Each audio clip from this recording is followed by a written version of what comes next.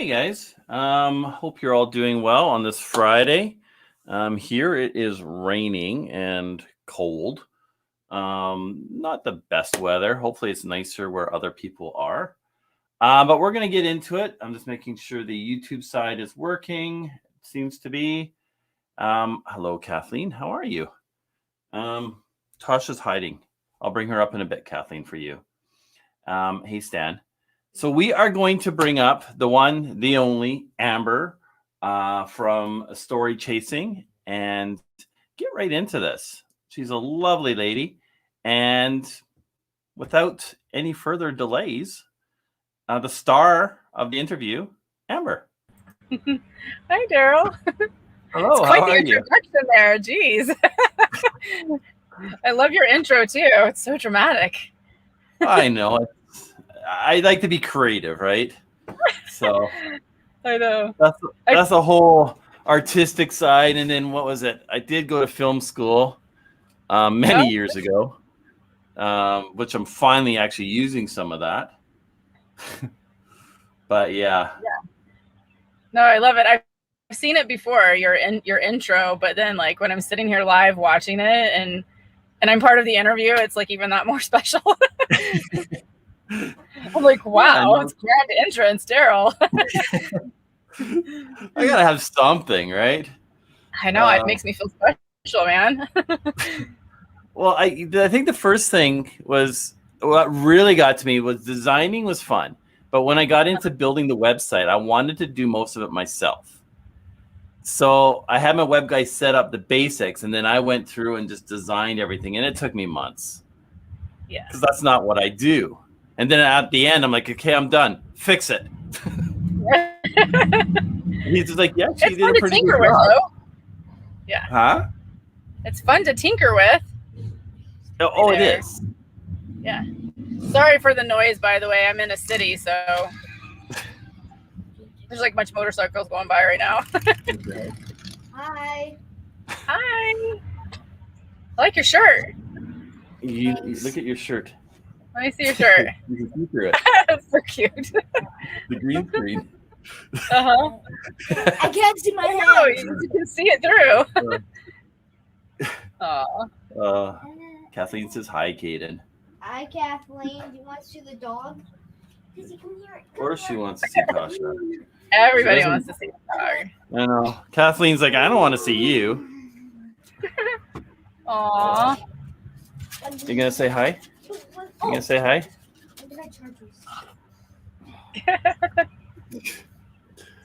All kinds of adorableness. Oh, hey there. Yes. And lots of kisses too. Oh, she loves her kisses. Okay, come on. Uh-oh.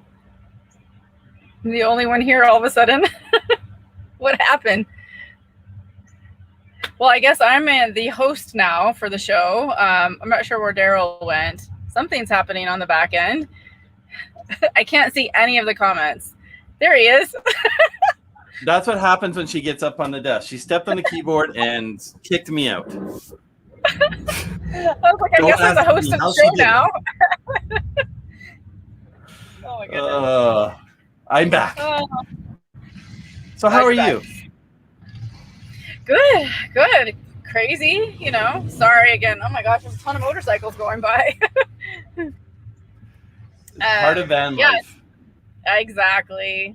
That's what I always say is like, typically it's so funny. I will start like recording a video doing, you know, whatever, whether I'm outside or inside. And then there'll be someone like mowing the lawn or a motorcycle goes by, a plane goes by, a train. So I'm always like, you're going to hear it all. It's real life, you know? Oh, exactly. Yeah. I mean, if everything's just kind of quiet and everything else, you feel like something's missing, right? Yeah, you do. You do. So let's get into this. Yeah. So you grew up normal girl, normal job, probably. Mm-hmm. What convinced you to get into van life? It's kind of a multifaceted reason. I mean, my grandparents were huge RVers and loved to travel. And so I think I got that love of travel from them. And so I'd always wanted to RV and live kind of that life. I love doing road trips and stuff like that. But, you know, I have my dog with me. It's hard to find hotels sometimes that will take dogs. And so I was like, well, if I had my house with me, it sure would be nice. And then the catalyst really is that I was working this full-time job and, you know, 60 to 80 hours a week in corporate America. And it was wearing on me health-wise. I was really stressed out, and I just finally said enough is enough, and I've got to de-stress my life and get my health back in order. And my cousin was also diagnosed with brain cancer. She was a year older than me, terminal brain cancer. And I just was like, you know, I don't want to get to that point in my life where maybe I can't retire because I'm, you know, I need to keep working, or or I can't go do the things that I want to do because I'm so stressed out. And I just decided, like, I was already working remotely. I was like, well, I can live anywhere, so why don't we just do this now instead of waiting? And I don't know, I just felt like I wasn't really living my life like I wanted, and I wasn't happy. And again, the health concerns were happening. And so I was like, I just want to do this now. And so I did. And I've never regretted my decision at all. It's been quite amazing and very fulfilling. And I'm the happiest I've ever been. Like, my family sees it, my friends see it. It's truly a good life. So you said you were working remotely. Does that mean you kept your job or you just quit? So I kept it for the first year. You know, it was one of those things where, like, I couldn't quit at the moment. You know, I still needed to work. It's really loud out there. I still needed to work, but the thing that shifted for me that first year was being able to travel. So at least, you know, I was in places where, like, during my lunch breaks, I could go and do like a really nice walk in a beautiful place, or when I'm off work, I can go and really explore. And but it gave me this sense of freedom that I really craved, like, more of it. So I got this taste of it and I was like, I want more. And so about 6 months into RVing, I was like, I need to quit my job. There's no way I can keep doing this. I felt really tied to my computer, to my phone, because I was doing, you know, conference calls all day long. And so I saved up enough money to live off of for a couple of years and start my own business. So I started preparing for that, and then I quit after a year. So well, actually the end of this month of June will be 3 years that I quit my job. But I've been on the road. I'm going into my 5th year. So I've been on the year for a full 4 years now. Oh, wow. Yeah. So what do you miss about, I'll call it, the normal life? The normal life. Like the 9 to 5, the house, the apartment, whatever it might be. Yeah. I don't miss corporate America at all, the job. I feel like I can never go back to that. It's just so foreign to me now, and it's absolutely on the opposite spectrum of what I want for my life. I'm more in this creative space and creating my own income and my own business, which I really love. As far as, you know, I think more it would be like the sticks and bricks lifestyle. I sold my house when I first started, thinking I didn't need a base home. But I feel like, and this really actually happened in the last year, maybe, I really feel like I would like some place to kind of call home to go to if I need to kind of recoup, especially with everything that happened this last year. Even if it's just land. It doesn't even have to be a house. So, like, I'm actually looking at purchasing land somewhere, maybe in Colorado, Arizona, something like that. So I kind of miss that. And then taking a shower every day.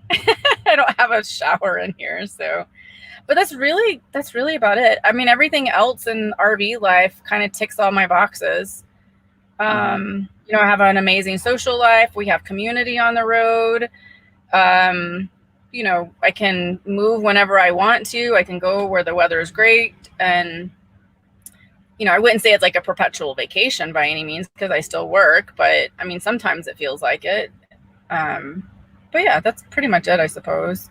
I don't really miss too much about the sticks and bricks life. the normal life. Yeah. It's like Yeah. Kathleen says, normal? What's that? Yeah. I kind of sometimes challenge the idea of that being normal, because really in our history of humanity, being a nomad is actually more normal than staying in one place. Oh, it is. It Yeah, is. that's more of a modern thing. I think our society has become more of a workaholic system. And I found myself doing the same thing pre-COVID, where I was working like 12-hour days and I'd be working weekends, and COVID hit and I'm going, what do I do now? That's why I was going nuts, right? Because I'm not used to, I'm like work. And now I don't want to go back to work. Because I mean, I love the adventures. I love getting out. I love the exploring. It's just like. Well, yeah, and for a lot of people who are looking into this lifestyle and they still need to work, it's really about how do they create that income on the road. They either have to create it, or they're going to have to find a company that will allow them to work remotely and be okay with them being nomadic. I find that a lot of companies are really receptive to it, especially now after COVID and people were working remotely for so long. I think companies realize the benefits of working remote and are definitely more okay with that these days, which was a huge plus for people who want to move into this lifestyle. Well, and I think we're going to see a big surge in it because of COVID, but I also think that's a lot of it's not going to last a long time, because a lot of people, they get excited about it, but like you said, you don't get a shower every day. And there's a lot of people that's like, well, I can't do that, or I can't, whatever it might be, right? But I mean, there's definitely. Sorry, go ahead. Oh, I'm good. I was just gonna say there's a trade-off, you know. I've talked about this before, you know, on my channel, like, you know, there's a couple of things going on here. So like when you purchase an RV, when you're thinking about what kind of an RV you want, whether it's a van, a Class A, a Class B, there's always a trade-off somewhere. So if you get a Class A, you have like lots of comfortability, right? So you're comfortable, it's a little bit more luxurious. If you're in a van, you've got more freedom, right? Because it's more nimble, but it's not as comfortable. So there's a trade-off with whatever rig you purchase. It's the same with our lifestyle. There's a trade-off. We may not get a shower every day, but I have tons of freedom and I get to explore and, you know, like I said, move around when I want, see my friends and my family when I want to. So for me, that trade-off is worth it, to not have a shower every day. I have a sink I can wash my hair in and, you know, do a little sponge bath. So I'm clean. I just don't get under a shower head all the time. So, yeah. So, I mean, we'll go down that road. Sure.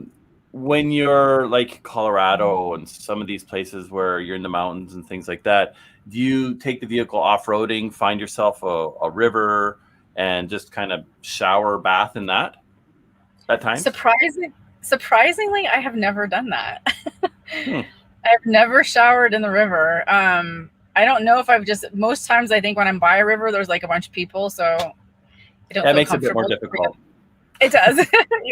Yeah. But you know, I boondock in places that are, you know, off the beaten path. I can't go off-roading too much because my van is a little bit lower than, you know, like a 4x4 would be. I don't have the ground clearance for that, but I can definitely get out into some spaces. So if I could find a river and it was like perfectly, like I was the only one around, then heck yeah, I'd do it. Yeah. Well, hey, Kathleen's down for skinny dipping. Kathleen, that's cool.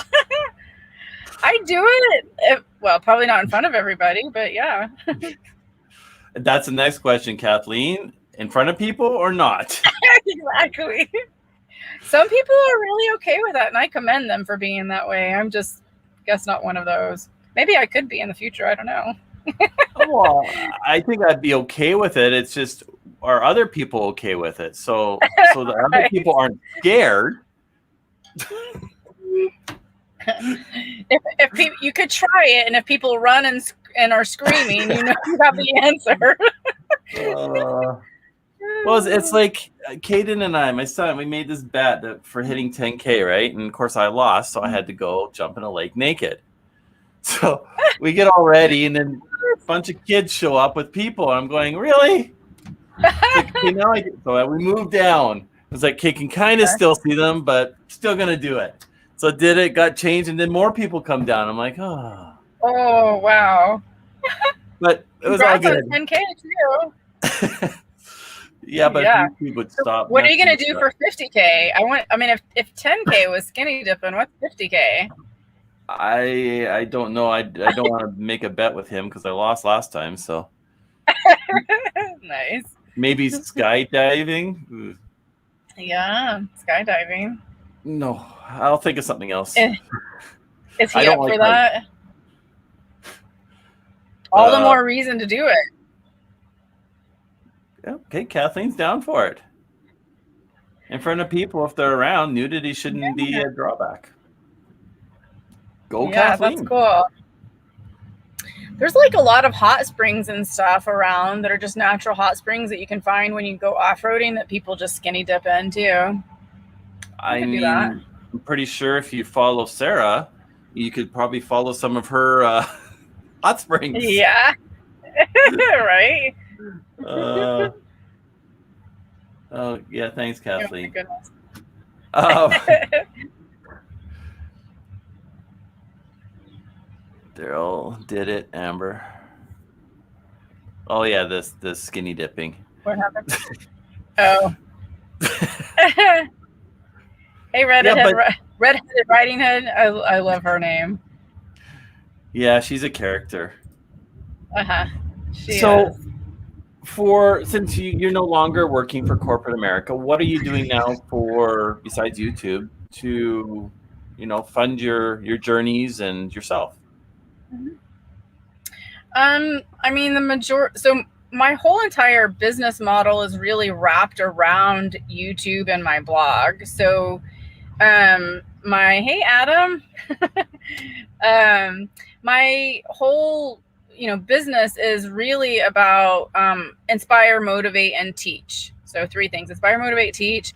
And I do a lot of that through my YouTube videos, with my travels. And then also I have a course that I put together that teaches people how to live nomadically if they want to move into this lifestyle. So it's called Nomad Mentorship Bootcamp. And then I have my blog. I have affiliate income, sponsorship income, but it's really all surrounded this idea of inspire, motivate, and mentor or teach about this lifestyle. And for me, it's not just being a nomad. It's about teaching people how to really reach for their dreams, because sometimes people, they have this very kind of like, when we talk about like, let's go get our dreams, like it sounds so like woo woo sometimes, right? It's very like in the clouds and you don't know how to do it. So I always say, like, you go from this dream to an intention and to a goal, and then you have an action plan. And that's what I teach, is how to do that. So it doesn't have to be necessarily teaching about nomad life. It could be teaching people how to accomplish anything they want and fulfill their dreams. So that's my entire business, is that. And it just became profitable this last year. Thank God, because I had 2 years worth of income saved up to, go on this journey and this venture. And it's been quite amazing. And I'm always like super surprised, that it is where it is now, and I'm just really happy. And the fact that I get to help people every single day is so fulfilling to me. That's cool. Yeah. So I remember hearing you say one time that you were a very shy person. Mm-hmm. What's gotten you to come out of your shell? I think corporate America actually helped me with that a little bit, because I had to be, more engaging with people. I was a director of accounting, so I was at a higher level where I had to interact with a lot of different like business owners and our investors. But being really nomadic has pulled that out even more, because you know, I talk to a camera all the time, you know, so it's a little bit different, but I have to be more engaging on there. And sometimes it spills over, you know, to like I do the live streams and the course that I have, I teach that. And so that just seems to kind of pull it out a little bit. And I think that I have this just huge desire to teach. And so it puts me in a spot of sometimes being uncomfortable. And very vulnerable. That's one thing that I do on my channel. I'm very vulnerable. I like to show the good, bad, and ugly. My channel is not all about the positives of everything. I mean, even though it's a very positive channel, it's not, it doesn't show everything positive, all just the good stuff that happens. I want it to be real. And True to life. so because of that, I'm vulnerable with it. I sometimes do things that I feel uncomfortable sharing, but I share it anyways. And so that has really brought some of that shyness out, where I can be more comfortable around people. I still look like, here I'm talking with you, I'm fine doing all of this, but in like a crowd of people, I tend to kind of be more observant rather than talk a lot, you know? Yeah, I'm the same way. It's, I think, it's a classic introvert, I think, right? Yeah. I mean, you force yourself to be more extroverted. Doing lives helps, doing videos help. But in person, you know, sometimes it takes a bit to get to know the person until you open up. And you sit there and observe people. Yeah. Become a people watcher. Well, exactly. But I think for me, even, you know, I kind of touched on it a little bit while ago. I think because I love what I do so much, and that I love how it affects people, like the thing that they're getting from it. That's what fuels me to grow even more as a human being myself, and to kind of come out of my shell a little bit more. Yeah. And being true to yourself and life, I think, is important too. Like, life is not all champagne and roses, right? You've got bumps along the way. And I think it's important that people see that, you know what, sometimes, and I'm going to say it, you can correct me if I'm wrong, but sometimes van life sucks. But most of the time, it doesn't. Yeah. Right. I'd say, you know, look, I mean, it's the same in life in general, right? Life sucks too sometimes. We have bumps and we get bruised a little bit, but isn't it really about how you pick yourself up and move forward and hopefully learn from it so you don't make the same mistake again? And so that's how I look at it, is that, I don't know, I don't feel like life is always supposed to be like super easy for us, because we don't grow as humans if everything is just easy and handed to us. So I sometimes, even though like, yeah, sometimes those challenges that happen, they do suck, but I always look at like, well, what's the silver lining in this? What am I supposed to learn from this? But like you said, it's just, it is a really, you know, it's a pretty great life. And the bumps that come along, I don't know what is going on over here. There's a lot of motorcycles. What'd you say? You got a drag strip? I know, it's not actually. That's why I'm like, I don't know what's happening. Maybe there's congregating somewhere. It's so weird. But yeah, it is a very good life. And I think that the things, you didn't ask this question, but I'll just tell you some of the things that like I've struggled with, being on the East Coast, especially. It's been like, you know, I don't like the heat and humidity very much, and I don't always like moving so much like I have been. And so I've struggled with that. Bugs, I've been eaten up alive on the East Coast with bugs. And so, but you know, you deal with it and move on and figure things out. Well, you're used to just keep moving, right? So when you're used to the West Coast and you go there, it's such a big change. It's very foreign, to be honest. Yeah. There's a lot of great stuff on the East Coast, but you know, because like I don't choose to stay in campgrounds all the time. I like to keep my budget low. So on the East Coast, it forces me to do more like parking lot camping, or being really creative and finding, you know, things. What doesn't kill you makes you a badass. I like her comment.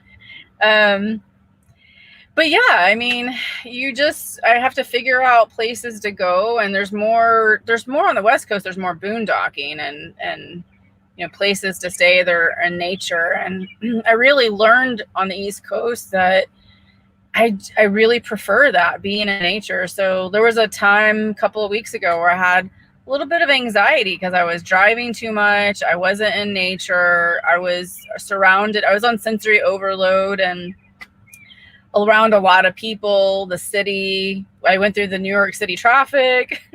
Don't know why I did that, but I did. And I was like, all right, I got to find like a good spot. So I found this beautiful spot in Newport, Rhode Island. It was right off the ocean. And I just sat there for a couple of days and worked, and it just recharged me. And so I feel like I need to have more of that in my life. So that's the challenge for me on the East Coast. I mean, even in a campground out here, you're really close together, and it's just not as spread out as some areas on the West Coast. So did you grow up in the country or in the city? Grew up in the city. Huh. I grew up in the Dallas, Texas area. Okay. Yeah. But I moved away I'm in my 20s, and then I moved to the Seattle, Washington area because I craved more nature. And Texas, Dallas in general was, what I call a concrete jungle. It was just, we didn't have the things that you have on the the West Coast with the mountains and the ocean and things like that, right there. I mean, there was like hill country in Texas, but that's very different than the mountains and the Rockies and stuff. So, it was just very different.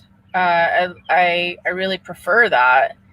And I think, even Daryl, being out since I started nomadic life, going into cities, because let me backtrack. When I'm out in like the wilderness more, boondocking more, I have found that when I go back into cities, it's actually worse for me from a sensory perspective. So it's an unfortunate consequence of, I suppose, being out in more rural areas as you go into cities, and you're just a little bit like, it's a little too much sometimes for me. I mean, I can do it, don't get me wrong. It's just not my preference. See, I guess Thanks. For me, I mean, I grew up in the country, and then of course I kind of moved into the city, and it drives me nuts. Like I still get crazy, right? So we're kind of in the suburbs now, so it's a little bit better. But I always grew up camping and going out. I mean, Washington and BC are very similar, right? And getting back out, like it's been years, but when COVID hit, getting out there, and it was like getting a breath of fresh air again. It's like I could breathe. Yeah. And it's just... It's different. It is. Well, I mean, some people are not into that, of course. Well, funny enough, I hated camping. I've been camping like maybe 5 times, and I hated it. It's the tent part that I hated, but the RV part's amazing. You know, it's the glamping aspect of camping, I suppose. Exactly. But I can be in nature and have the comforts of a toilet and a kitchen and, a nice bed to get into and be a little bit out of the elements, if you will. But that's pretty cool. I was going to ask you, you said that, you feel a little bit nutty when you're in the city. So what is it that drives that? Like, what is it for you that feels restrictive or is an assault on you? Growing up in the country, we were on 5 acres. It was a little hobby farm. We had horses. Neighbor beside us was 10 acres. The other one was 5. Across was 40. So we didn't see a lot of people. So like most people in the city, you go see your friend next door or whatever. Well, my closest friend was, I don't know, about 10 miles away. So wow. You learn to enjoy the woods. Like I created forts and trails and enjoyed the ponds and the ducks, and I would create boats and rafts and stuff like that, right? So you had that peace, that quiet. When you get in the city, you just got sirens and people and kids and noise, and busyness, right? Yeah. And it's just, Right. I'm used to it somewhat, that I can adapt to it, but it's nice to get away from it, to Right. escape. For sure. Well, and I'm the same way, you know, with the noise and all of that. It's an assault on my system somehow. But one thing that I always find interesting is if you look at people who live in a city and they have a, you know, typical 9-to-5 job and they go on vacation, where do they typically go? To the country, right? They want to go to a beach, a mountain, you know, somewhere nice and pretty where they can relax and, you know, drink a pina colada. And I think it's interesting to me that people, the recharge is in nature, right? Yeah. There's something about nature that recharges you and fuels you and makes you feel at peace. And I think that's the other thing that I love about this life is I can constantly get into that if I want. I mean, I go into the cities. I'm in the city right now. But I can go into that a lot. Well, I think what's funny is like my wife's a city girl, and when we go out to the country, she's like, "It's so dark out here. Where's all the street lamps?" I'm like, "It's the country." I love that. Like, where's the street lamp? She's like, "It stinks out here." I'm like, "Yes, the farms." It's like, I love that smell. And it's kind of weird, but it's what I grew up with. So it's like, I feel home. You feel the breeze. You feel, you know, it's dark. Yeah, that's life. We had deer that would come through our yard all the time, right?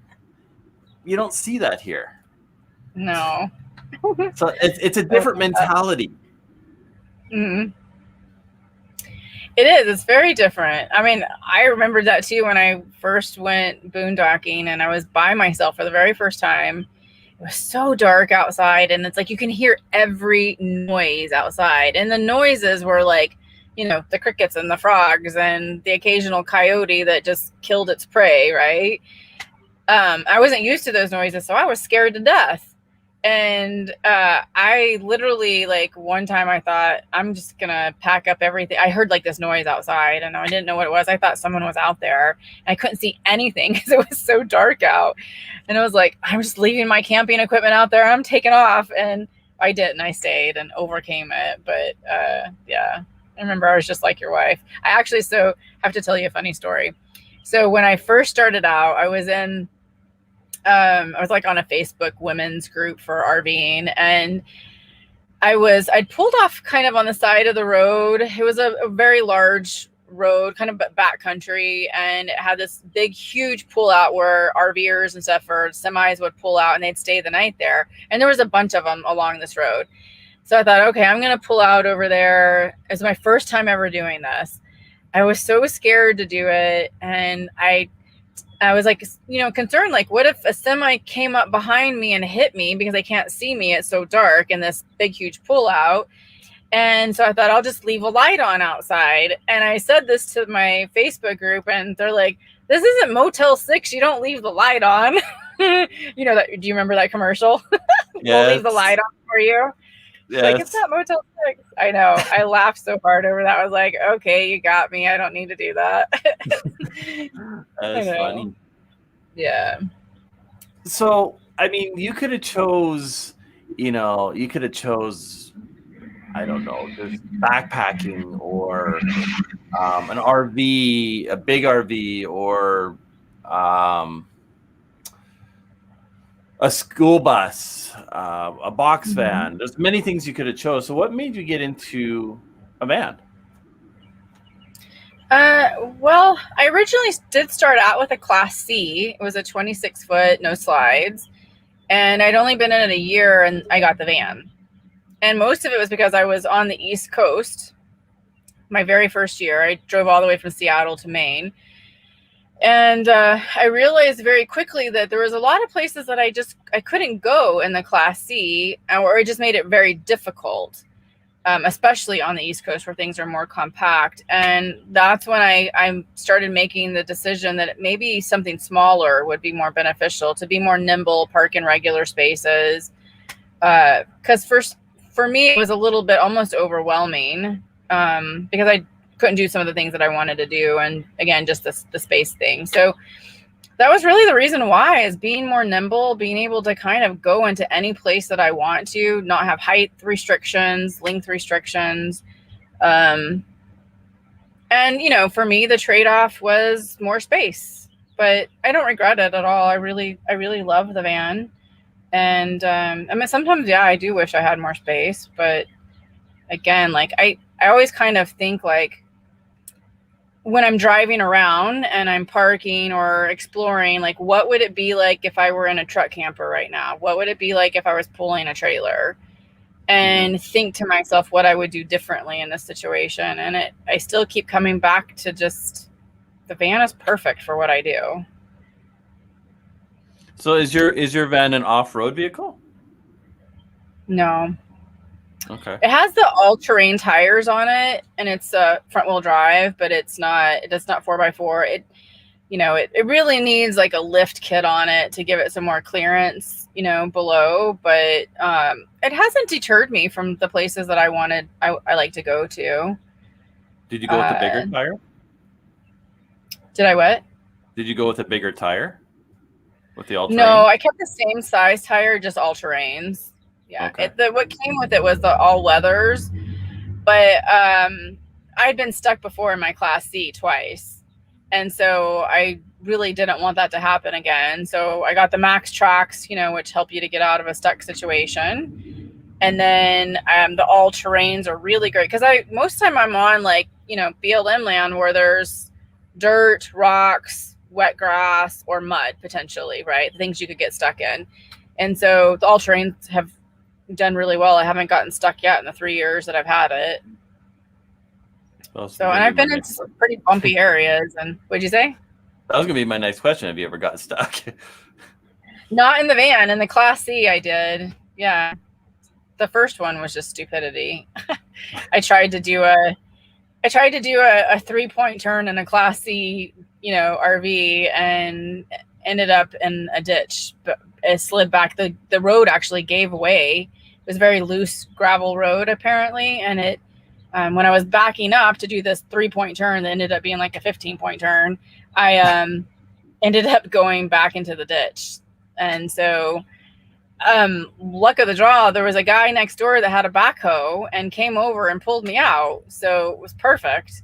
And then the next time, so that was just stupidity. And then the second time I was in Yuma, Arizona, and on BLM land, and it was really weird. There was all these RVers everywhere, and I went down this one particular area of the, you know, the dirt, if you will, and I stopped to kind of figure out, like, is this the spot that I want? And then when I started to go again, I got stuck. My back wheel started spinning. What I found out is that this area that's kind of this dark dirt, apparently there's this, I don't remember the term for it, but it's basically like the top layer is this hard crust. And if you stop and you're heavy, you'll crack it and sink down, and it's very loose dirt underneath. And that's what happened. Yeah. So now I'm very careful when I go to places like that. I carry like a walking stick, and I'll go out before I go into those areas, and I'll walk around and like stab the top to make sure nothing's giving way or that it's not really loose, and then continue on. Yeah. It's not fun getting stuck. That one was not a free get out of jail. A free get out of jail. I said that completely wrong. That one wasn't free to be winched out. I had to actually call a tow truck to get me out of that one, and they winched me out for $300. Oh. And my insurance didn't pay for it because if you're like, I think it's 100 feet off of a paved road, they don't pay for that. Yeah. So yeah, that's when I got the Max Tracks then. I was like, and those were like $300 roughly. And I was like, well, you know, at least I feel like I have a little bit of insurance in my pocket with the Max Tracks. Yeah. Well, there's so many out there too, right? It's like, yeah. But it's good to have the recovery boards and stuff like that there to help. Absolutely. I had to use them for someone else in Baja. They got stuck in the sand, and we shoved those things up under their front wheels and got them out. Yeah, David? It's important, I think, to have stuff like that with you, which I discovered while back. Yeah. But yeah, same thing. I had to get winched out. Oh, did you really? Yes. Oh I got gosh, stuck in how the bad snow. was it? I got stuck in the snow. I even put Cayden in the driver's seat because I was going to push. So I put my Oh. 8-year-old behind the steering wheel, and then when he hit the gas, the look on his face was just like, "Okay, I'm not doing this. Nice. This is a bad idea." Oh my goodness. So I finally got it out, and when trying to turn around, I got stuck again. Oh my gosh. Yeah, that's a good yeah. one. So yeah, that's when I upgraded the truck. I put on the all-terrains, lifted it about 4 inches. Oh, nice.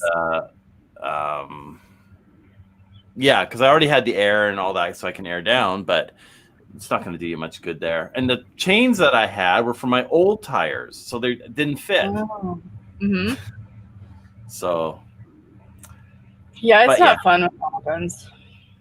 No, but that's some of those situations, though. That's where, like you were saying before, that's where you learn from it. It's like, okay, this is what I need to do. This is what I need to have. So yeah. Yeah, Sometimes you do. You learn from it, you grow, and you know what not to do next time. I'm sure there will be another incident in my future. You never know. So have you gone on any crazy adventures?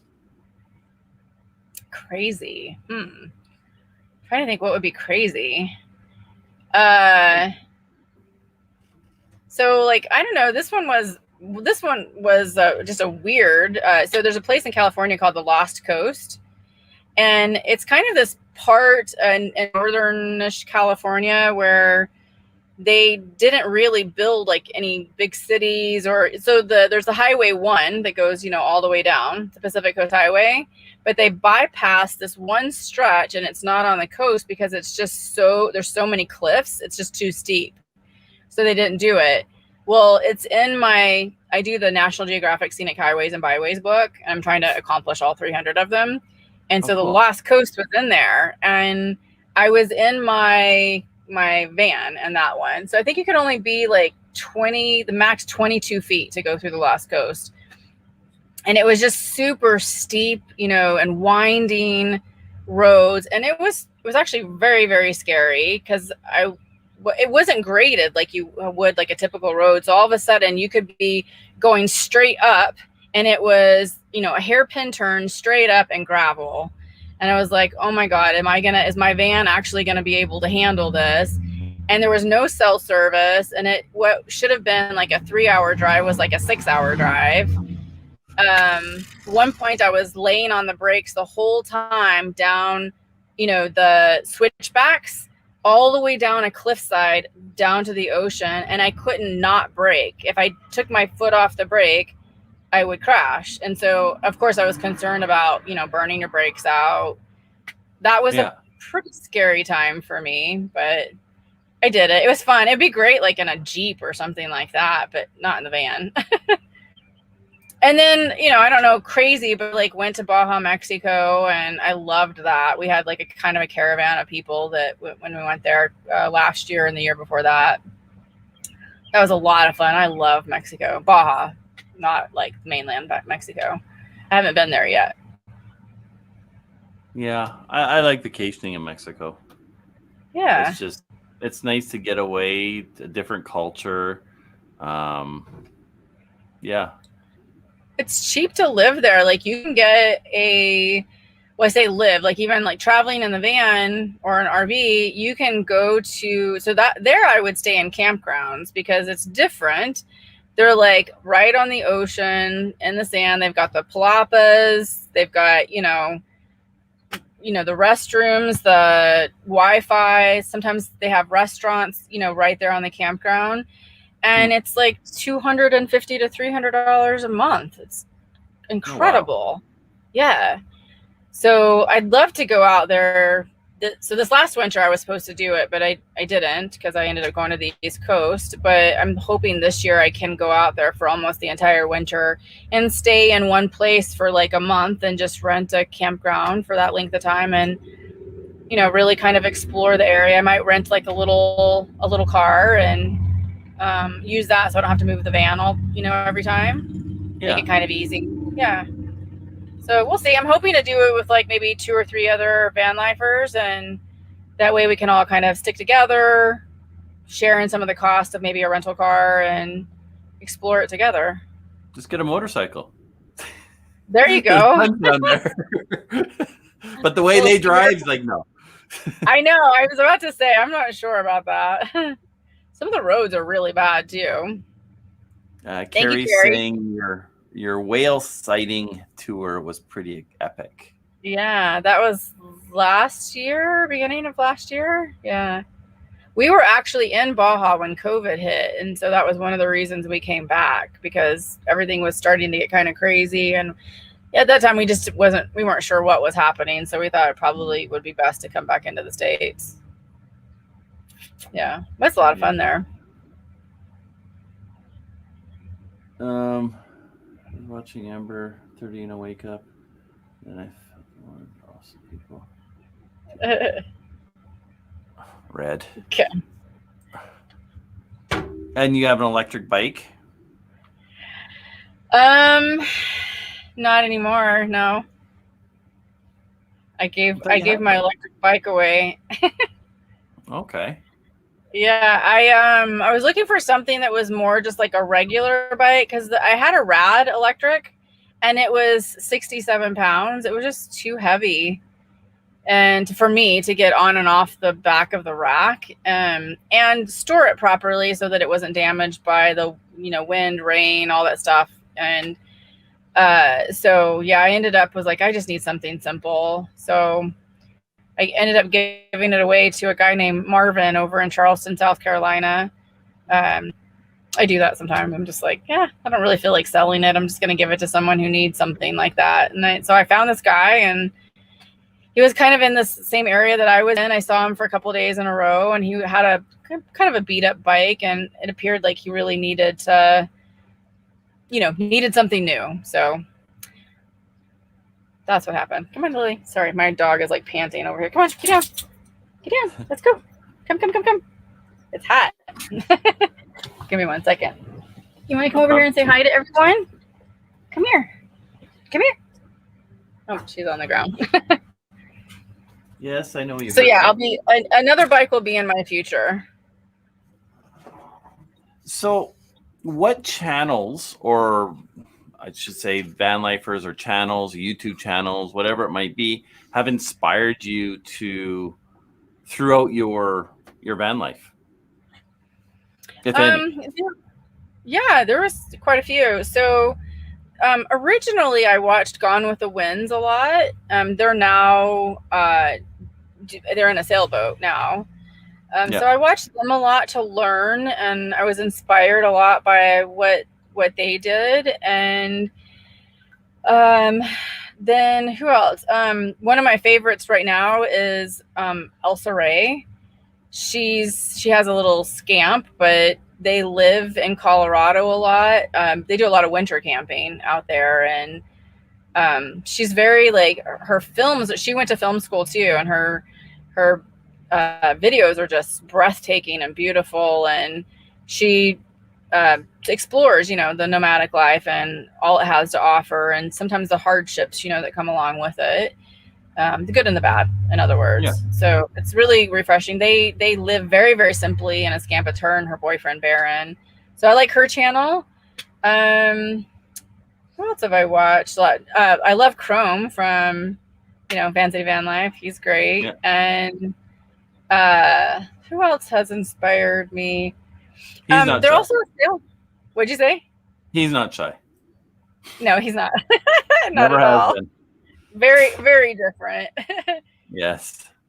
Yeah, so those are kind of my top ones. I mean, there's a bunch of them that I watch that some are like, I like Kara and Nate. They're van lifers right now, but they were doing like mostly international travel. But I study a lot of channels too to see what people are doing, and that's how I kind of learned to put my videos together and different styles, because I didn't have any kind of background in this whatsoever.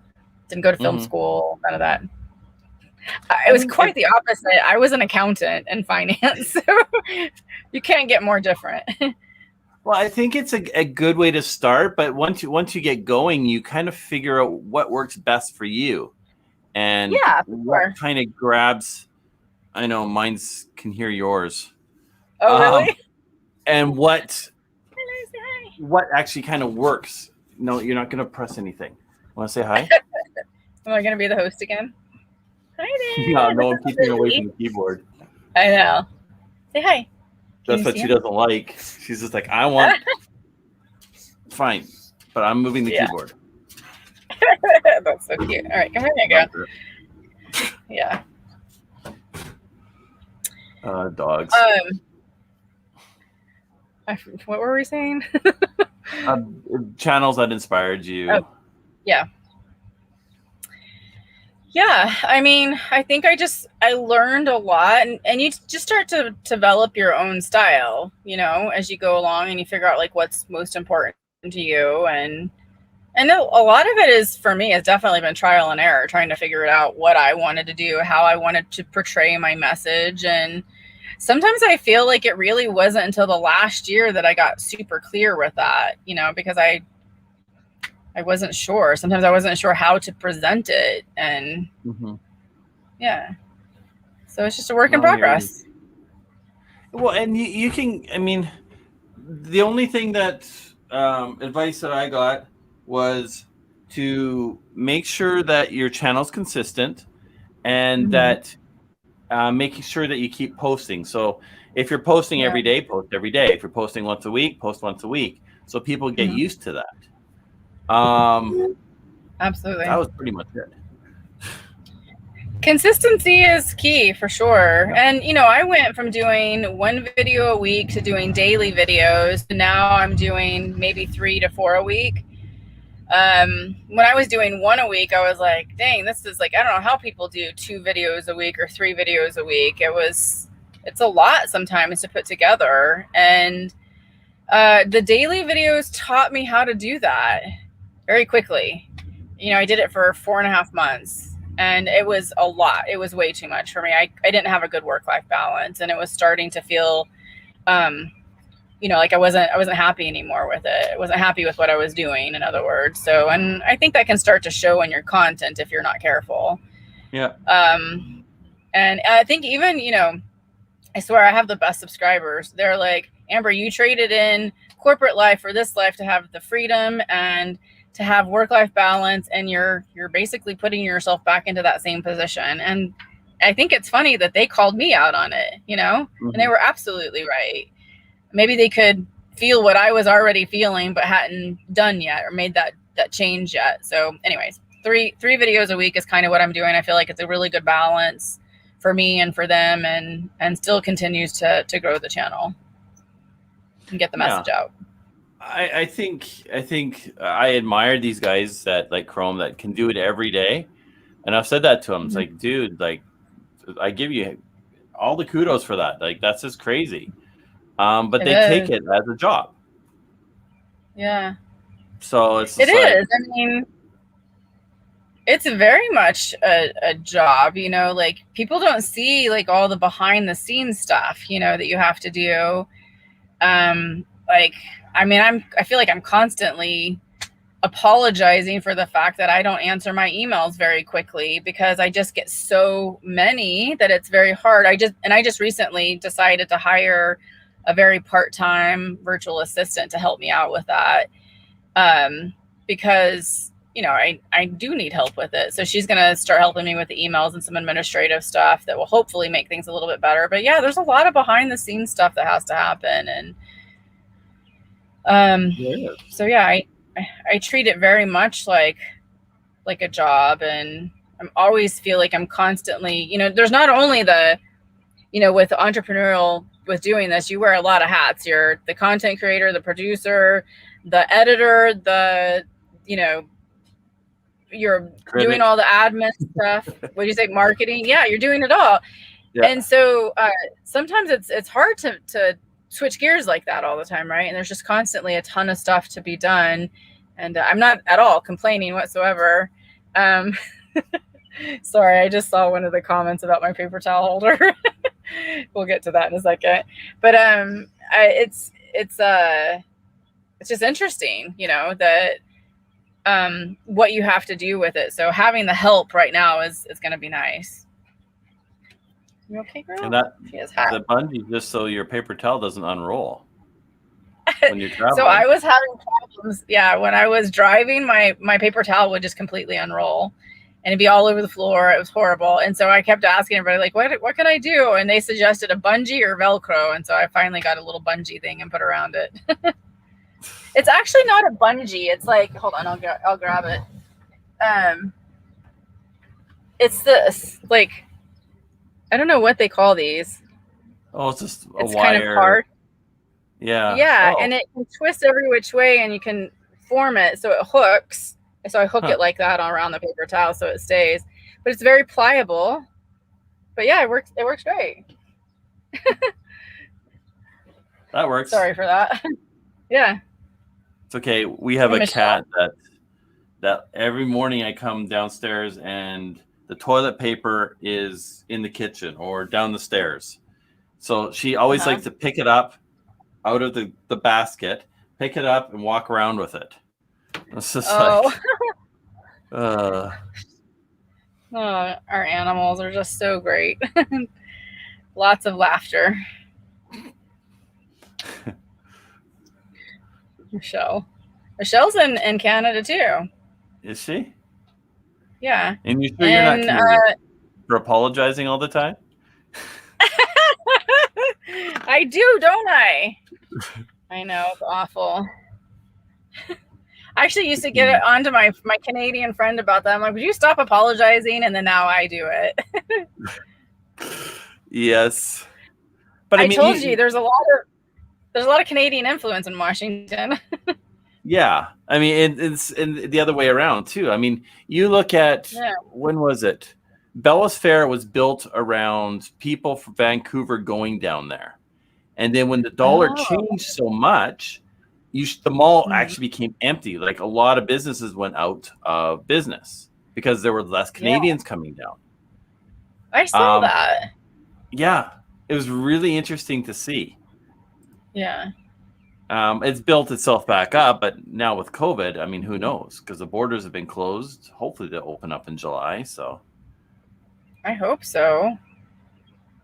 I was hoping that they would open up, you know, when I'm on the East Coast, so I could go into like Quebec. Like, I love that area, Nova Scotia, Cape Breton Island. I was there in 2017 and just loved it.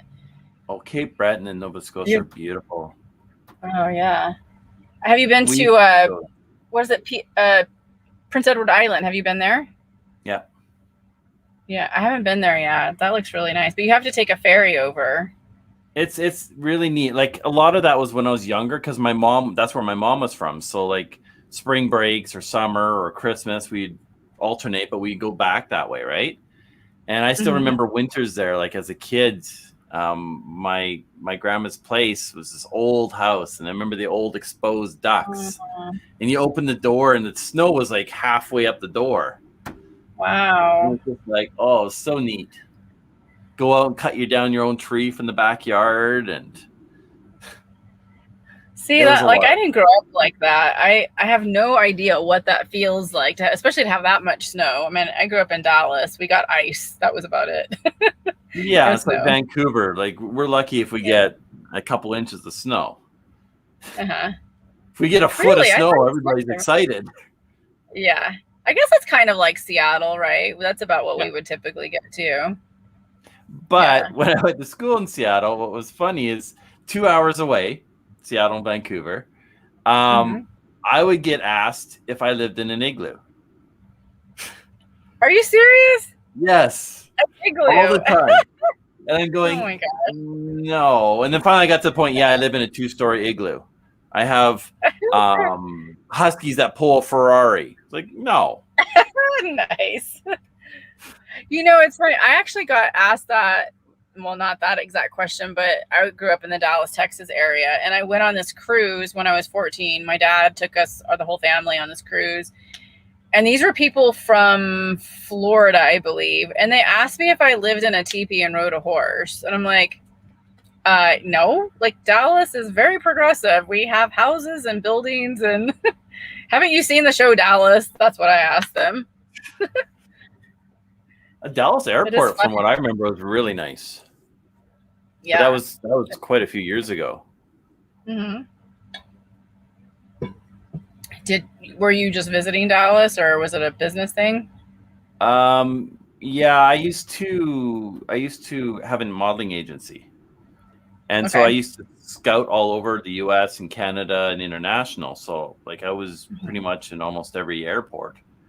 Oh wow. And I didn't have a life. I was on the road every weekend except for Christmas. And I just got tired of it. There's so much BS in the industry, and this is too much that I got out of it. I miss it sometimes, though. I was about to say, that's something that you don't hear people typically say, like, oh, I had a modeling agency. Yeah. Well, I started at a young age modeling and acting, and then I started teaching runway, because back then the male runway was the same as the female runway. It was very feminine. So there weren't a lot of males in it. And if they were male, they had more of a feminine characteristic. And eventually they changed it. So there was more of a male runway. So I was able to teach both. And then we started doing events. So we did concerts. We did Terry Clark, some country singers, and a whole bunch of other concerts. And then it kind of led me into more the modeling industry, because I was doing fitness shows and stuff like that. And for scouting, and then I ended up opening an agency for 5 years, I think it was. Oh, wow. And it was fun, but there was a lot of times that I had to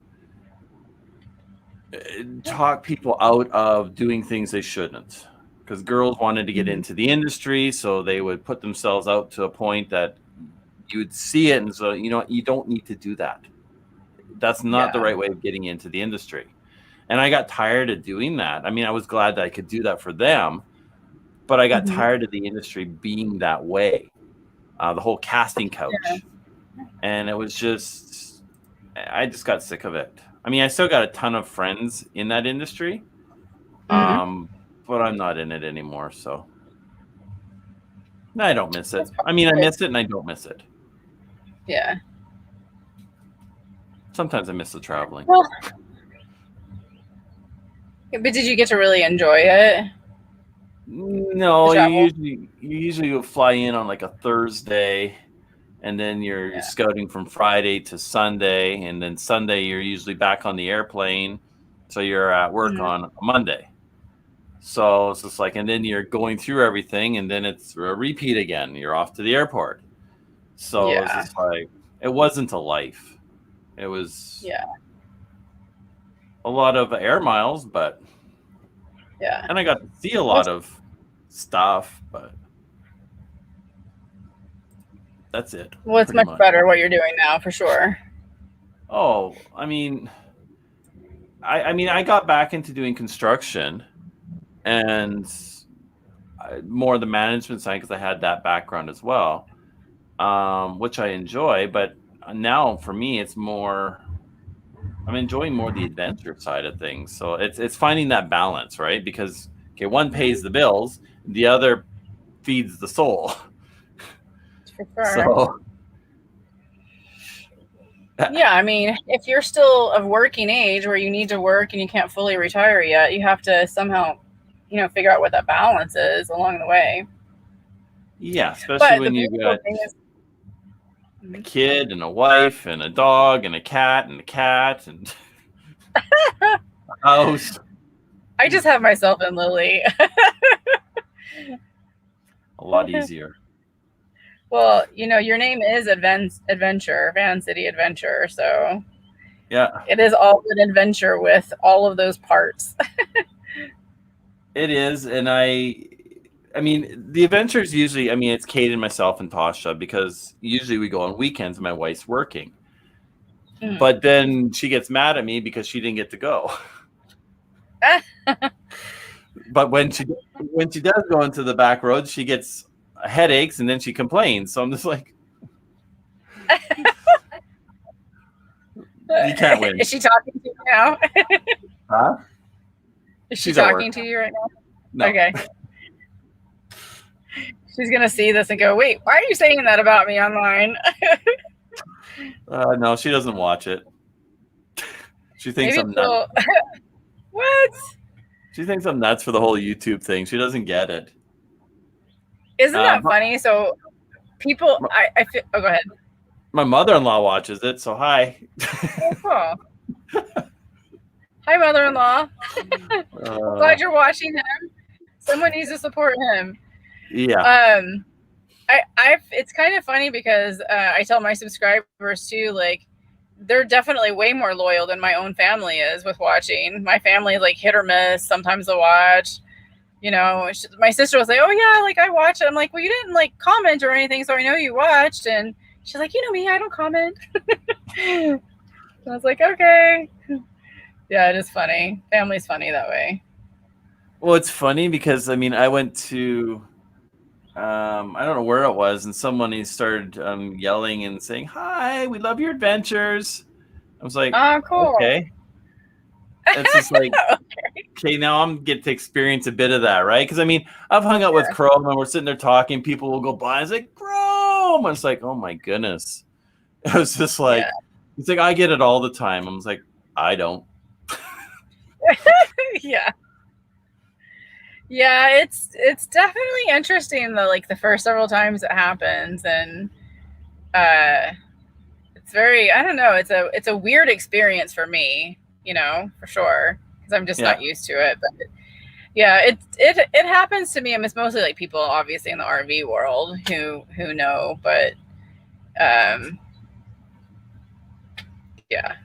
The first time it ever happened, I was literally dumping my black tank, and someone saw me doing it, and they came up and like, "Can I get a picture with you?" And I'm like, "I'm dumping my tank. Can we wait till I move this way?" And they're like, "Oh yeah, sorry, I just saw you over here."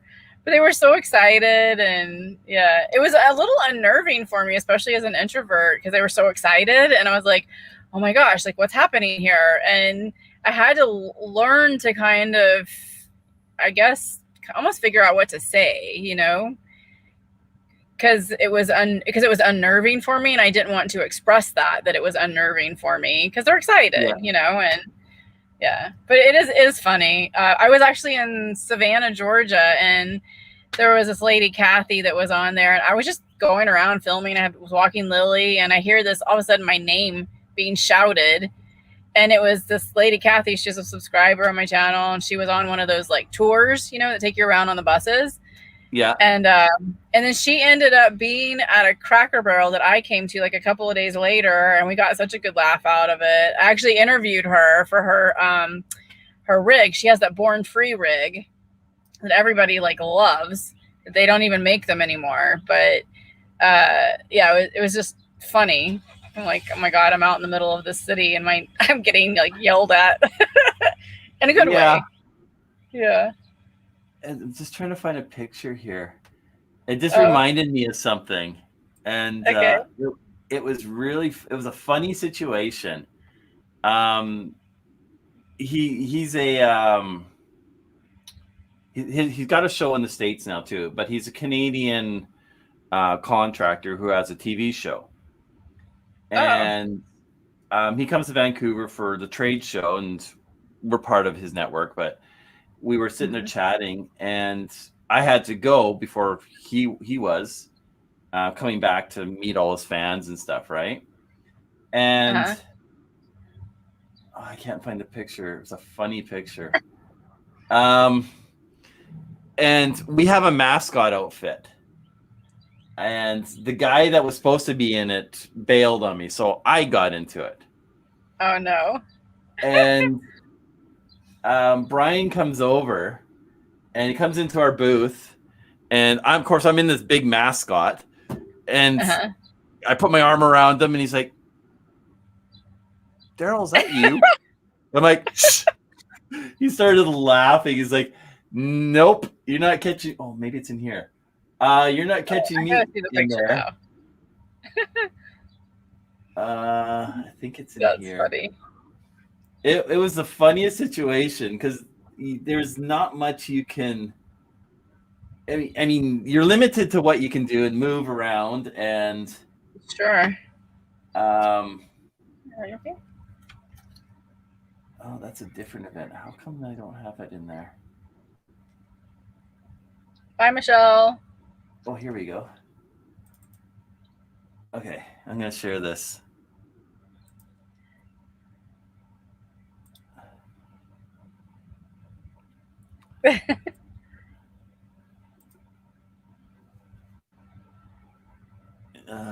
There we go. Oh my gosh, that's hilarious. That's a huge head. Oh my gosh. Oh yeah, because I'm looking out here, right? Yeah, and from the area. Cayden, Brian's telling Cayden to come in the picture, and Cayden's like, "Yeah, no." I see Cayden. That's hilarious. Oh my gosh, I love it. Kind of funny, but the whole situation was just hilarious. And of course, we had this big crowd around us, right? Because of him, not me. But it was just funny. Oh my gosh. So he wasn't even aware at first it was you? No. Oh my goodness. And that's what made it even funnier, right? And then of course, he grabbed my butt. I think this is it here.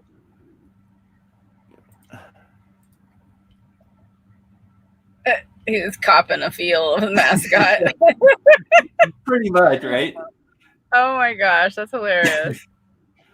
It was funny. Oh, look at that. That was the perpetual smile. Yeah. Well, this one was actually this is where I actually contacted Chrome at this point because Chrome had always been a friend of mine through DJing and stuff like that. I had done artwork for him and stuff in the past. And I reached out to him to do some music because we were in the parade. And that's when he said, I'm now doing YouTube. And I'm like, oh, cool. He's like, you should do it. And I'm like, well, I have a YouTube channel. I don't really do much with it. I post stuff to it. Yeah. And so I had an employee at the same time say the same thing to me. And I'm going, okay. So I thought, okay, I'll shoot. So I'm sitting there filming everybody else. And he's like, no, you need to film yourself. I'm going, but that's not me. It's like you're that shy person, right? Yeah. It's like, no. So that was the hardest thing, is to film yourself. It is. It's like, I don't know. For me, I was like, it feels so vain. But you're telling a story. Mm-hmm. So you need to be a part of that story. Yeah. I think even though my channel is called Story Chasing, the concept of the story was something that I had to learn, like putting the story together. And like sometimes I would share of course, things about my life that were part of the story, but really, I don't know, I guess capturing the essence of good storytelling. And so I think I was like 2 years into this, and I was like, all right, I didn't know anybody who did YouTube, nobody at this point. And so I reached out to Tim Schmoyer. He has Video Creators as his channel, and he does like some one-on-one consultation stuff. And so I hired him to like critique my channel, figure out like, what am I doing right? What am I doing wrong? How can I grow? How can I be better? And so we got on a Zoom call, and, like how I'm talking with you, I'm using my hands, I'm expressive, we're having a nice chat. And so he brings up one of my videos, and he says, I want you to look at this video and tell me what you see. Cause he had like reviewed my videos. Right.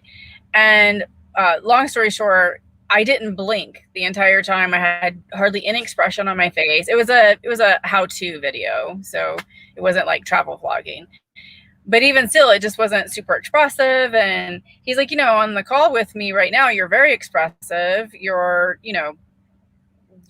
telling a great story, but in this, you're not. And So I had to learn to really be more expressive and come out of that shell, like we were talking about. I was even shy in front of the camera because I just didn't know what to do, you know, and how to do it well. And so I just started kind of developing it. And, you know, they say like talk to the camera as if it's your friend, and that's like easier said than done. You know what I mean? Oh, it is. It feels awkward, but I don't know, somewhere along the line it just clicked for me.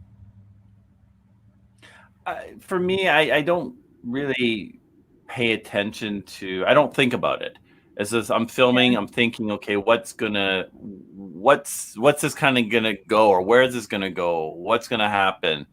A lot of stuff is not planned. So I mean, having a camera to catch that sometimes is really cool if you can catch it. Or okay, now you're rewinding, and okay, now we got to redo that to catch that, right? So. Right. Yeah, sometimes you miss some of those really cool. You do, and like, you know, sometimes it depends on the travel, the vlog, you know, like what's happening and how like how much planning I did with it, the particular video that I'm putting together.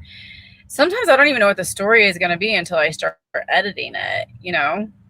And then I don't know, I just kind of put it together. I'll do maybe some voiceover, some B-roll stuff, and just kind of comes together. But I don't know, it's the fun part for me too, is figuring all that out. Yeah, you kind of roll with it, and you know, whatever happens type of thing. Yeah, you do. Like you said, you can't plan a lot of this stuff out. Like things happen unexpectedly. I can't tell you how many times I make plans and it doesn't happen because weather, I mean, any variety of things can happen. So I just have to adjust and be flexible. Yeah, no, exactly. Yeah. Geocaching Adam said that you should connect with Chrome and do an interview. And yeah, he would do that once the borders are open. I know. I contacted him like 3 times to interview him, and I haven't heard back from him. He and I chatted one time via email like 6 months ago, maybe. Just a couple of questions. And then after that, I asked if I could interview him. I haven't heard from him at all. Yeah. No, he's good work for me, Daryl. He is terrible at even getting back to me. I'll send him a text, and you know what? Maybe a month later, I'll get a reply. I'm going, really? But like, I know. Yeah, he's always kind of been that way. I can see that. It was usually me running into him, whether it was at the pet store when he had his lizards, I think it was, or even on the freeway one time. I'm driving, I get this honking, and there's this guy sitting there in his Monte Carlo lowered. I'm like, whoa. So we pull over and we're sat and chatted on the side of the freeway or in a dollar store.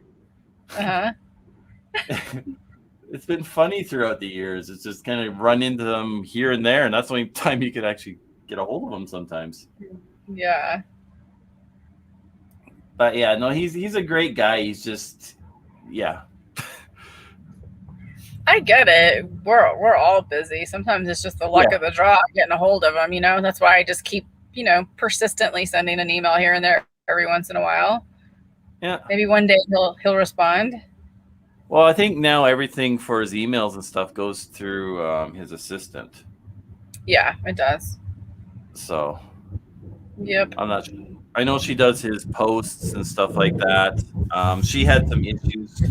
I guess some of his fans had issues with our name as well, being Vancity. But when I started, I actually asked him, I said, are you okay with that? Me using Vancity? And he was fine with it.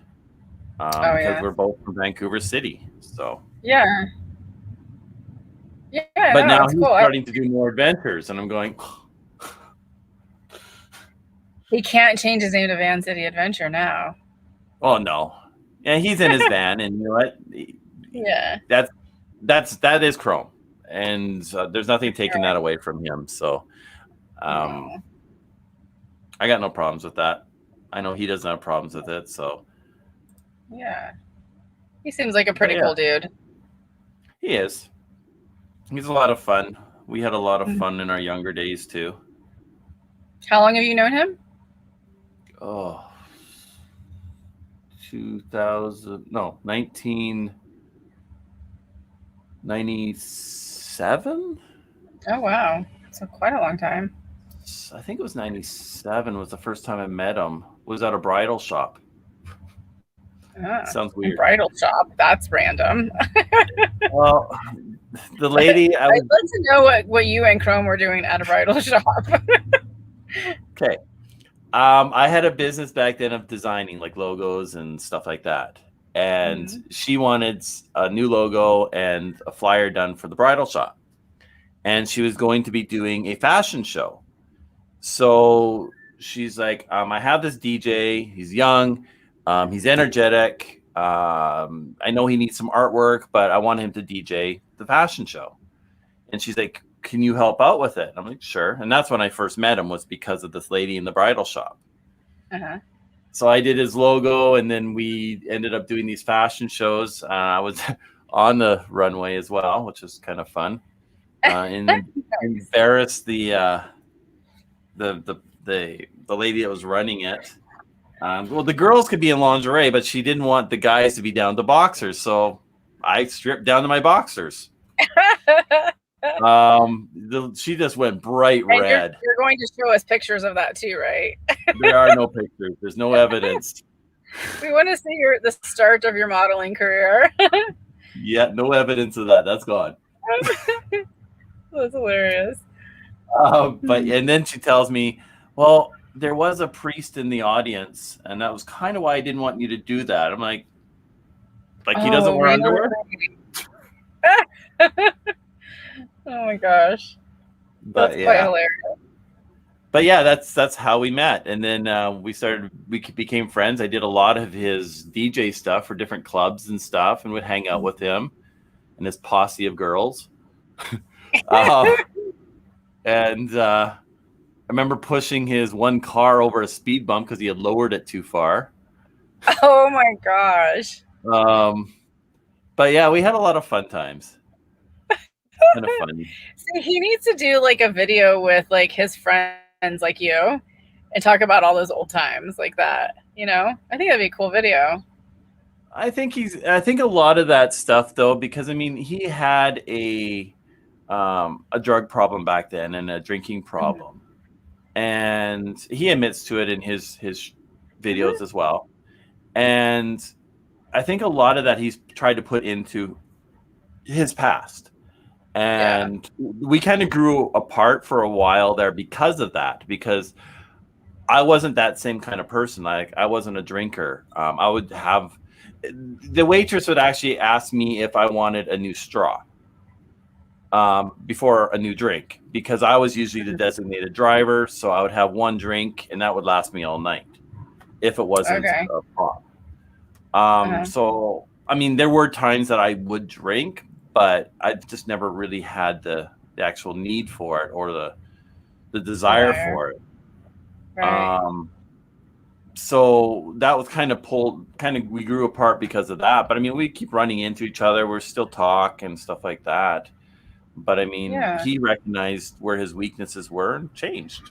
And now he's out in the outdoors enjoying himself, a nice, healthy life, which is perfect.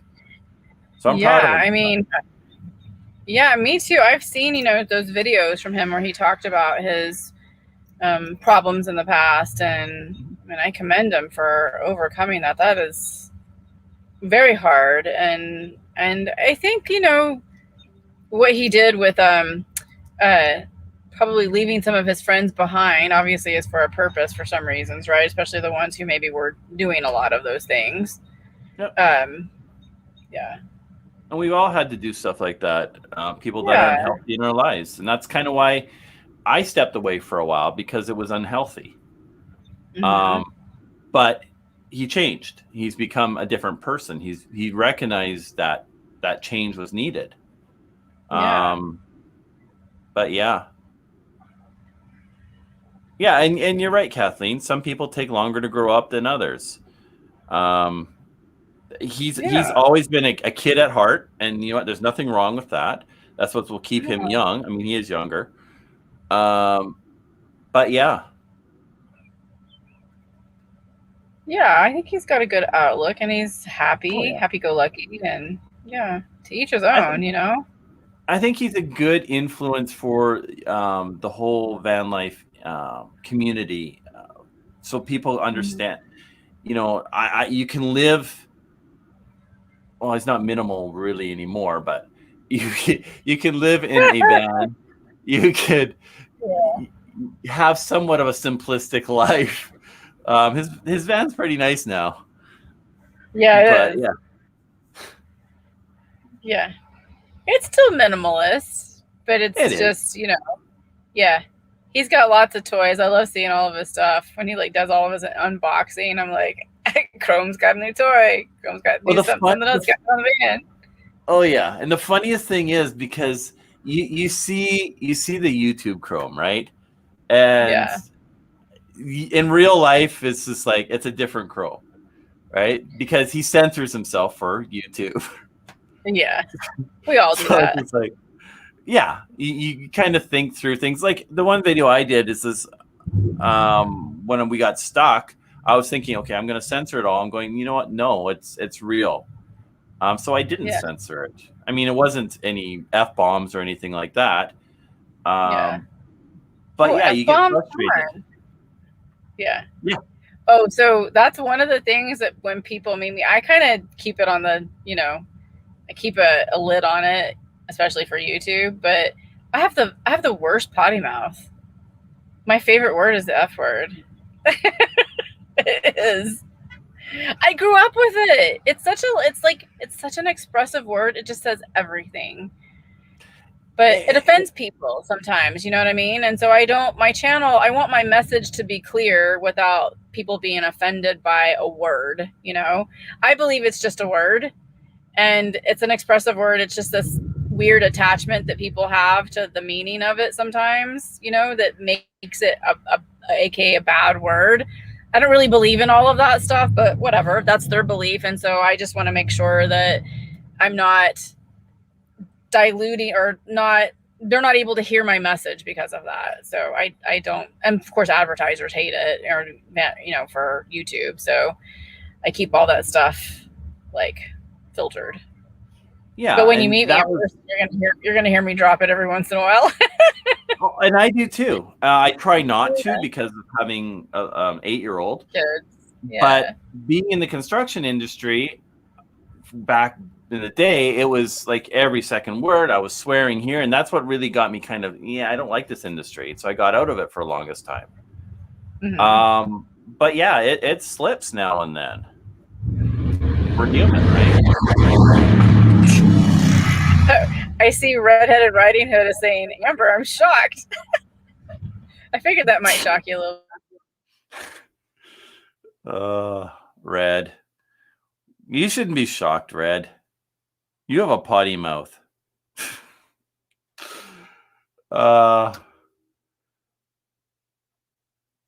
So Amber's frozen. She'll be back. Oh, it's 6:30 already. Wow. That time went by fast. We'll go a little bit longer if you have any questions. Let me know and we'll ask. That's all good. Internet again. I know, it happens sometimes.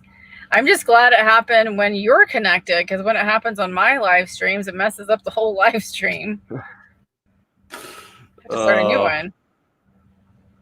Yeah. It was who was it? Oh, it was Mike. Adventures of Traveling Mike. He was doing the longest live stream. And I think it was 600 and some hours he got. What? No, but yeah, he just, well, he had other people come in and help out so he could get a couple hours of sleep, and there was a community behind it. So like, you know, if he wasn't there, they could keep it going until somebody pressed the red button. Oh gosh. Nice. Yeah.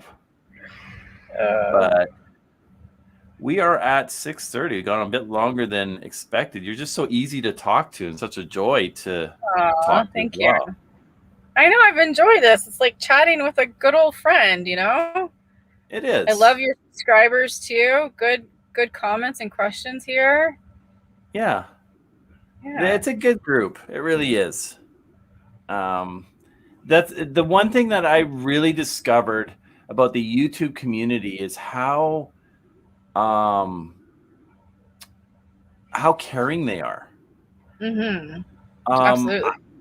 That was my first experience of it when I went into the hospital to ICU for COVID, was just the outpouring of messages and prayers and all these things I would get from people. I was just blown away. I wasn't expecting that. It was just amazing. I've got like super whited out face. I'm so sorry. I didn't mean to interrupt you. Sorry. But yeah, I totally agree. They're such a great community and caring, like you said. They really get to know you. You get to know them, and yeah, I had the same thing. I mean, I wasn't in the hospital, but recently I had to call an ambulance because I literally thought I was having a heart attack. I actually did a video about it because there was a really important lesson in there, and I have always been committed to showing, like I said to you earlier, the good, the bad, and the ugly, right? And so I did, and I had, quickly over 1,000 comments on that video of just people like talking about their experience and what I could do, and all these different things. It was just amazing to see their support. It makes me, I'm like, I feel really truly blessed and supported with my channel. Yeah. It was kind of surreal, and it makes you really appreciate the people that are here, right? I know that they're here for experiencing what we offer through our adventures and your van life, and of course the dogs. It's always about the dogs. I know there's some people that's all they care about is the dogs, right, Kathleen? But you know what? It is what it is. I said, right, Kathleen? Oh, Kathleen.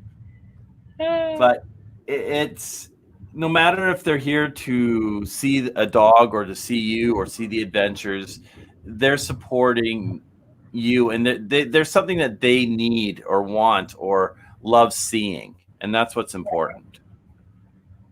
Yeah, it is. I get comments like that all the time where people will say, like, some people don't, I talked before about inspire, motivate, teach. They don't care about all of that. They're just doing the whole live vicariously through me.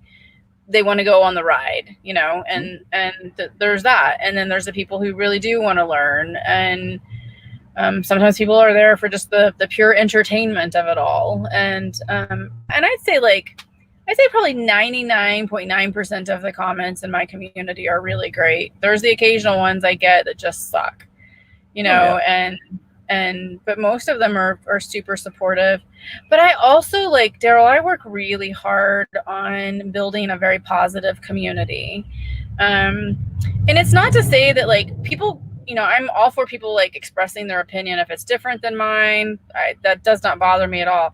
It's just when people get like super negative and are they use words that are judgy, pointing the finger, and just nasty, like tearing people down. That I won't tolerate. And so what I try to build in my community is a very positive place that people can go to, that not only they're seeing that stuff, on my videos, but a place where they can comment and also talk to people, in the community, right, in the comment section, and build that up. And I feel like it's actually been pretty successful. I'm proud of that, to be honest. And I hear people actually talk about it in my community, how much they enjoy that. Because I'll say, like, there was a video that I just came out with recently, and I said, you know, I was talking about getting vaccinated, and I was like, and don't leave me any comments about being vaccinated because it's going to be deleted. It gets too political, blah, blah, blah, all this stuff. And yeah. I actively say things like that to prevent, you know, the negativity. Facebook, it just got so negative for me. You know, news is so negative, and I think especially after everything that we've gone through in the last year and a half, I feel like I wanted to really create this safe environment and positive environment for people to commune and join. And I did the same thing when, like, the next day after I got out of the hospital, is I did a video on being in the hospital with COVID, because I felt it was important.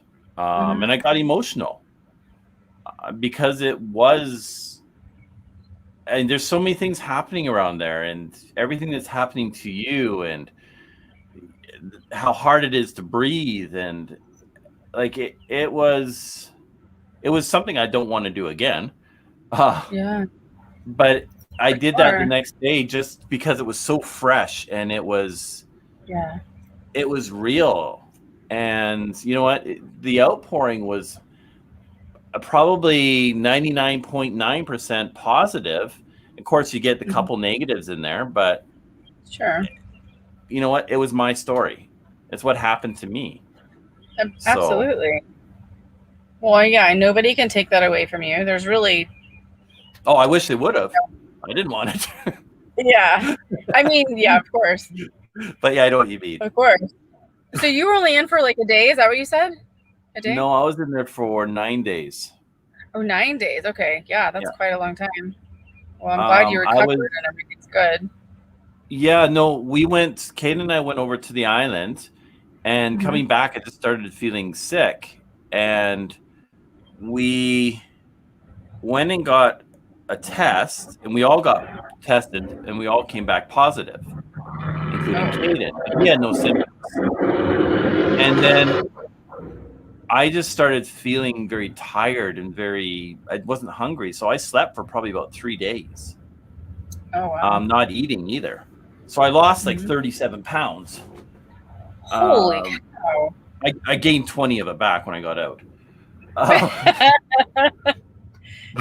I certainly don't want COVID, but I could stand to lose 37 pounds like that. I was so happy. I'm like, yes, 37 pounds. Perfect. I'm almost at where I want to be. And it's like, I get out and I'm just like so hungry. It's like, but then my wife, she's like, no. Yeah. My wife's like, okay, no, you're going to the hospital. So she took me to the hospital. They did a bunch of tests and left me sitting in the hallway for a little bit. I was like, hello? And the next morning, they threw me in an ambulance and rushed me to another hospital, which specializes. They had their ICU unit that specialized in COVID. And I was admitted with COVID pneumonia. Geez. I got IVs in both arms. I was black and blue. I got shots every night, blood taken like, I don't know, a couple times a day. Shots or like their diabetes tests where they're always checking your blood glucose level. Oh yeah, someone, yeah. And yeah, I had air tubes. It was Gosh, that's awful. I'm glad you're here and telling the story. Yeah, and I still have some of the side effects. Like if I get up too fast, I get dizzy. Like I will, our light's going off now. It's telling me we're done. And I still get a little bit dizzy, and I don't have the same amount of energy. Like I'm doing better, like going up and down stairs. I don't get winded. Like I'll go up one set of stairs, and I'm just like, okay, I'm done. Oh wow. Yeah. Now I can go up and down, and I can feel it, but I'm doing a lot better. So I'm pushing myself, but I don't want to push myself that I end up in the hospital again. Yeah. So is that just, or I mean, did they talk to you about your lung capacity? Like is there a certain percentage that you're not using because of it, and will that recover? It will slowly. I go in for another X-ray in July of my lungs. Okay. So we'll see what they're at that point. So Yeah. Well, but yeah, gosh, I it's know. a slow So hard. recovery, Mm-hmm. and I want to get back out and get out and hike because I'm used to doing some of these hikes with Cayden, and it's sort of like right now it's like can't, right? Speak of the devil. Yep. Here comes the clown. Did he turn the light off? No, the battery died. Oh, did it? Okay. Yeah. I need to actually get a charger for them. Oh, yeah. Which is strange. Quite the One setup went out, there. the other one didn't. Uh, Oh well. Yeah, that means the other one will go out soon. It will. We're going to be left in the dark over there. The green screen will just go bloop. Right. I know. It actually got dark here, so that's why I was like figuring out the lighting situation.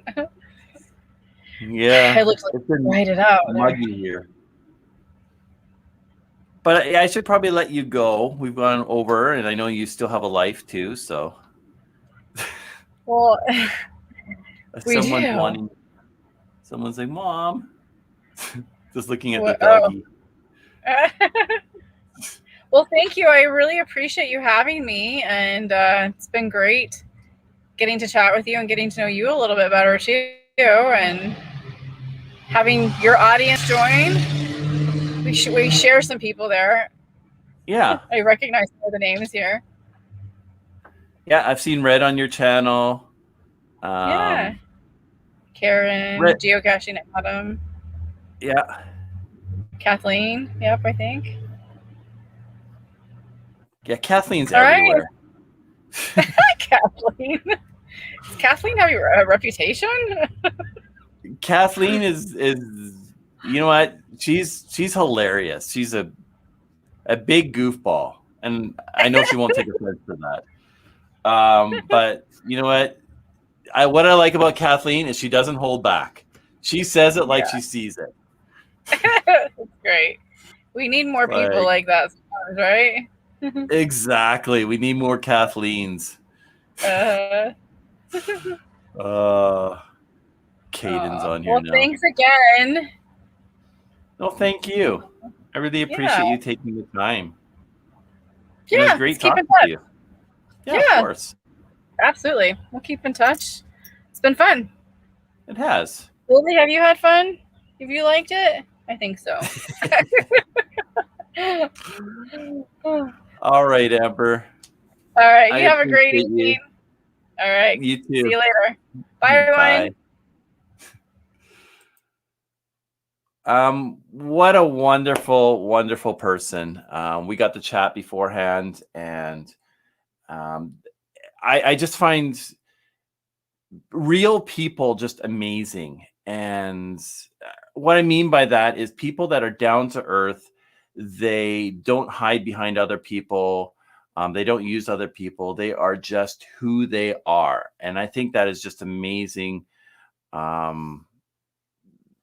of personality in a person like that. And Amber is just great. And it's been a pleasure talking to her, getting to know her and having her as a friend.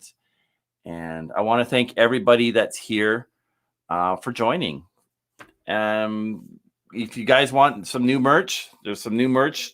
Oh, there's a green screen in there. That's on our store. So you can go to our website at which way am I going here? Anyway, www.vancityadventure.ca, which is actually right here. And you can get new stickers, new merchandise and stuff like that. We've been having fun updating stuff. And we are going to let everyone go. Cayden has his sticker in there as well.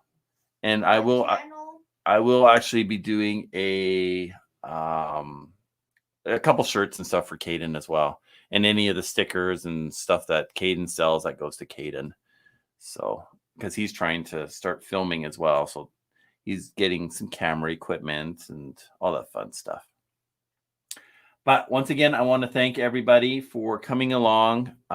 We are going to end the live once I can get back into my other screen here. And I want to say thank you to everybody for coming tonight. It was a pleasure having you all here, and it was a pleasure interviewing Amber. Wish everyone a great weekend, and remember what it says right here: do epic shit. Don't be scared to get out there and do epic stuff. All right, see you guys later.